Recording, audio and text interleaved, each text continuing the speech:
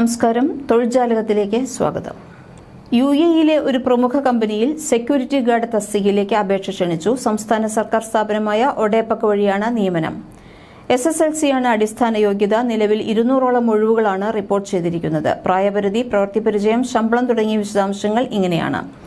25-നും 40-നും ഇടയിൽ പ്രായമുള്ള പുരുഷന്മാർക്കാണ് അപേക്ഷിക്കാനാകുക. SSLC-യോ അതിനു മുകളിലോ യോഗ്യതയുള്ളവർക്ക് അപേക്ഷിക്കാം.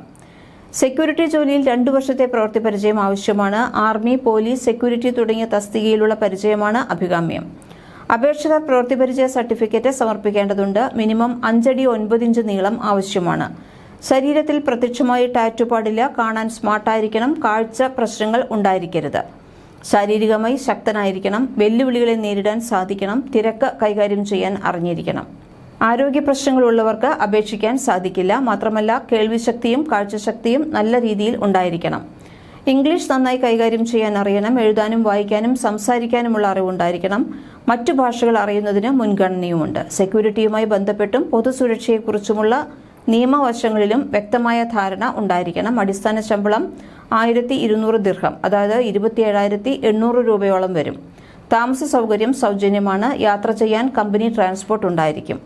സെക്യൂരിറ്റി അലവൻസായി 720 AED ലഭിക്കും. ഹാജർ നില അനുസരിച്ചാണ് ഇത്. ഓവർടൈം ശമ്പളവും ഉണ്ടാകും.